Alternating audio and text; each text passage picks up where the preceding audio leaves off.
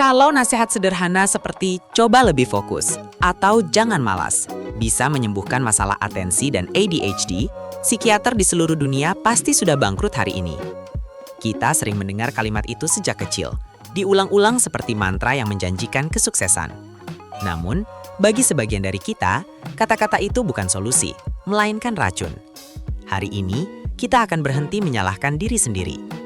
Kita tidak akan berbicara tentang motivasi palsu yang hanya bertahan 5 menit. Kita akan membedah cara kerja otak Anda yang unik dan menggunakan strategi klinis yang benar-benar bekerja. Selamat datang di panduan meretas otak tanpa rasa bersalah. Berapa kali Anda melabeli diri sendiri sebagai pemalas? Label ini sangat berbahaya karena ia menyerang identitas, bukan perilaku. Ketika Anda gagal menyelesaikan tugas, narasi di kepala Anda berkata, "Aku gagal karena aku pemalas." Padahal, realitanya jauh lebih kompleks.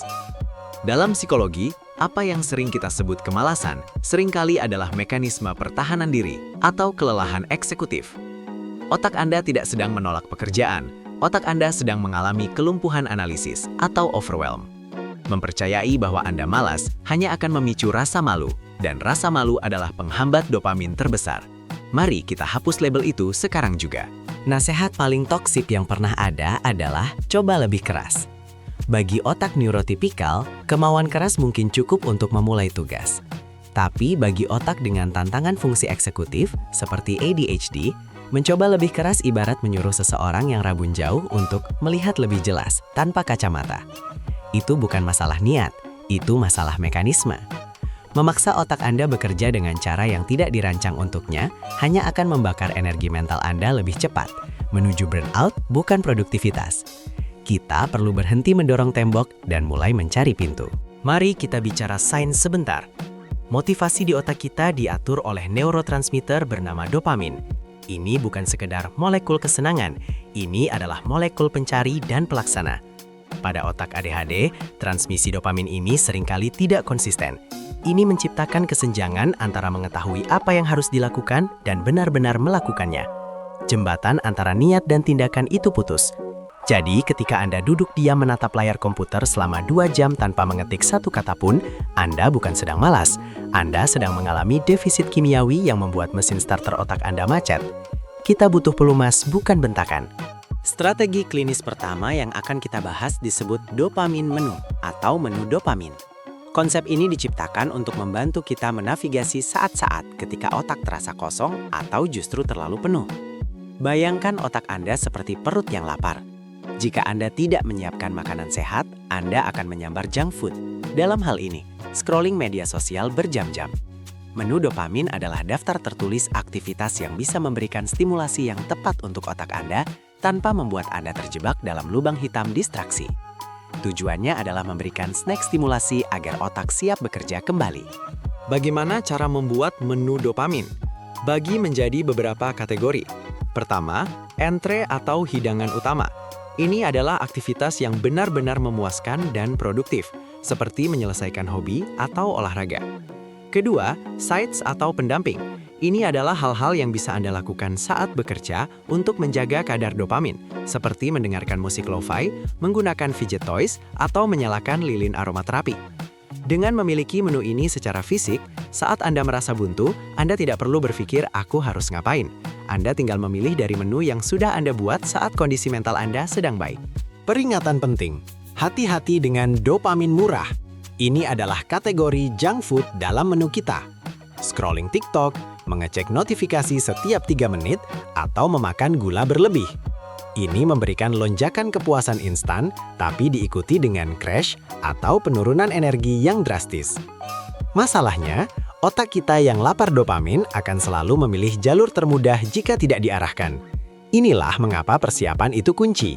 Kita harus membuat akses ke dopamin sehat lebih mudah daripada akses ke dopamin murah. Sembunyikan remote TV, tapi letakkan buku sketsa atau matras yoga di tengah ruangan. Strategi kedua adalah body doubling.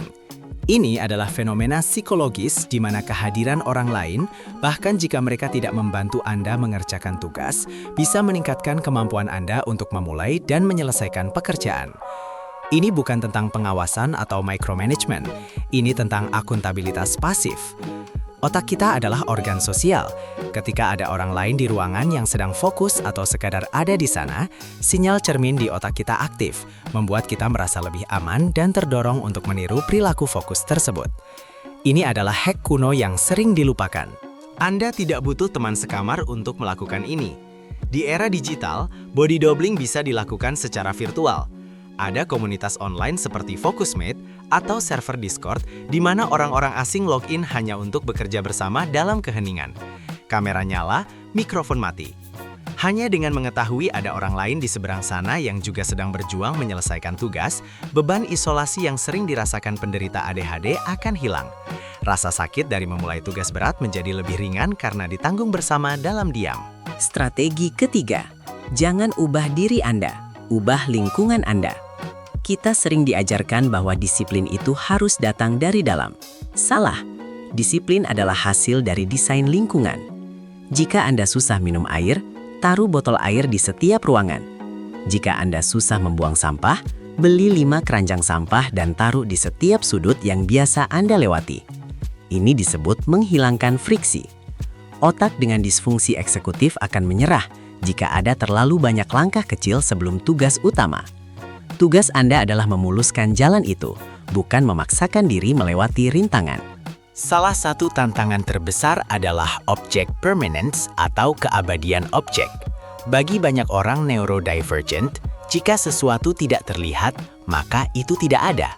Out of sight, out of mind. Maka solusinya adalah visualisasi total.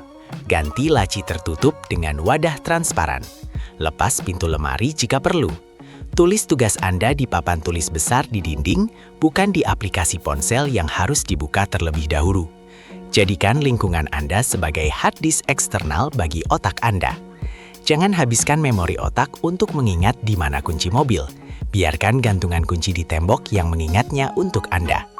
Manajemen waktu konvensional seringkali tidak efektif bagi kita. Gantilah dengan manajemen energi. Kenali ritme sirkadian dan pola fokus unik Anda. Mungkin Anda bukan orang pagi, dan itu tidak apa-apa. Jangan memaksakan tugas analisis berat di jam 8 pagi jika otak Anda baru nyala jam 10. Kerjakan tugas-tugas administratif yang membosankan saat energi rendah dan simpan tugas kreatif saat dopamin sedang tinggi.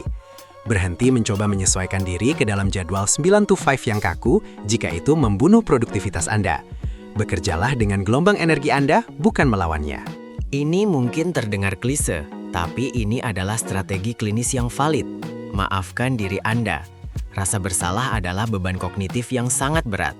Setiap kali Anda memarahi diri sendiri karena tidak produktif kemarin, Anda sedang mencuri energi yang dibutuhkan untuk hari ini. Riset menunjukkan bahwa self-compassion atau welas asih pada diri sendiri justru meningkatkan akuntabilitas, bukan menguranginya. Katakan pada diri sendiri, "Oke, kemarin berantakan. Itu respons neurologis, bukan cacat karakter. Apa satu hal kecil yang bisa kubereskan sekarang? Mulailah dari sana." Anda bukanlah diagnosa Anda. Anda bukanlah label pemalas yang ditempelkan guru atau orang tua di masa lalu. Anda adalah pemilik dari sebuah superkomputer biologis yang canggih, namun memiliki sistem operasi yang berbeda dari kebanyakan orang. Anda tidak rusak. Anda hanya membutuhkan manual instruksi yang berbeda. Dengan memahami dopamin menyu, memanfaatkan body doubling, dan memodifikasi lingkungan, Anda tidak lagi bertarung melawan otak sendiri. Anda mulai bekerja sama dengannya. Perubahan tidak terjadi dalam semalam, tapi pemahaman bisa terjadi detik ini juga.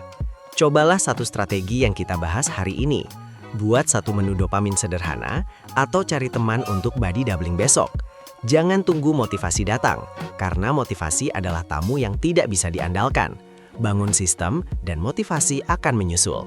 Jika video ini membantu Anda memahami diri sendiri sedikit lebih baik, bagikan kepada teman yang mungkin juga sedang berjuang sendirian. Terima kasih sudah menyimak, dan sampai jumpa di perjalanan menaklukkan diri sendiri selanjutnya.